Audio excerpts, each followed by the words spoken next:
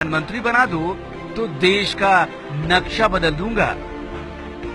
इस दावे को मजाक समझकर हंसी में उड़ाने से पहले ये मत भूलिए कि मोदी जी पिछले 1 साल में सैकड़ों बार देश का इतिहास भूगोल दोनों बदल चुके हैं। देश को बदलने का दावा करने से पहले मोदी जी देश के बारे में थोड़ा बहुत जान भी लें तो बेहतर होगा।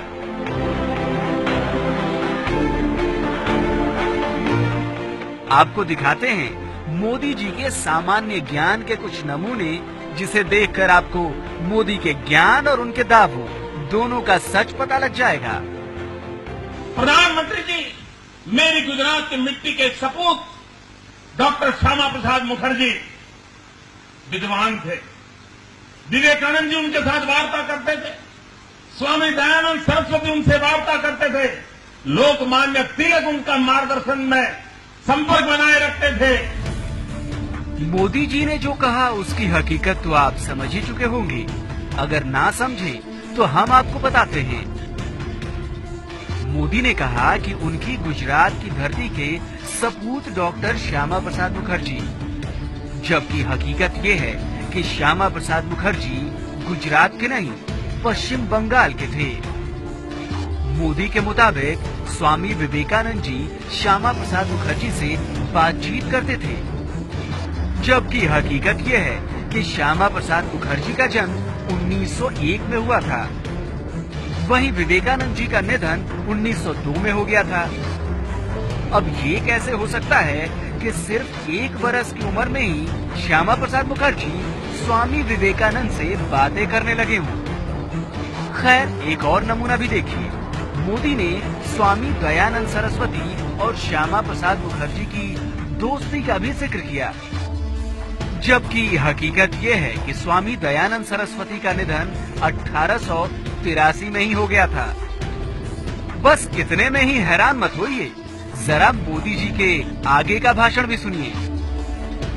और लंदन में अंग्रेजों के नाक के नीचे इस गुजरात के सपूत ने इंडिया हाउस का निर्माण किया था, और मदन लाल धिंगरा ने कर्नल वायली को मारने का काम उस इंडिया हाउस में किया था।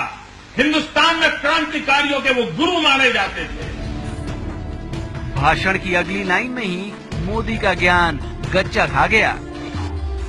मोदी जी ने कहा कि श्यामा प्रसाद मुखर्जी के कहने पर ही मदन लाल ढींगरा ने लंदन में कर्नल वायली को मारा था। वैसे ये बात सच है कि क्रांतिकारी मदन लाल ढींगरा ने ही कर्नल वायली को मौत के घाट उतारा था, लेकिन मदन लाल ढींगरा ने कर्नल वायली की हत्या 1 जुलाई 1909 को की थी, यानी उस वक्त जब श्यामा प्रसाद मुखर्जी सिर्फ 8 साल के थे। अभी तो और हंसना बाकी है, क्योंकि भाषण का अगला हिस्सा तो और भी मजेदार है।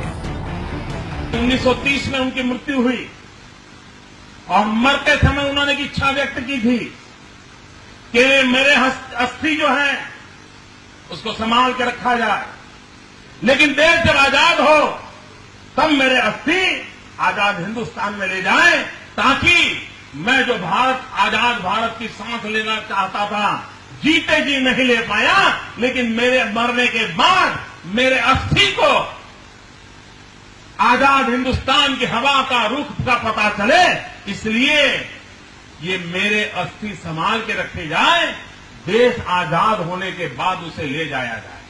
1947 देश आजाद होने के बाद पंडित नेहरू का पहला काम था कि कोई प्रतिनिधि को भेज करके देश के लिए जीने मरने वाले डॉक्टर श्यामा प्रसाद मुखर्जी के उस अस्थि को हिंदुस्तान ला देते।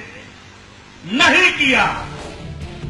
वैसे अब आप चाहे तो हंस सकते हैं, और अगर अब भी हंसी नहीं आई तो भाषण के इस हिस्से की असलियत सुनकर जरूर आएगी।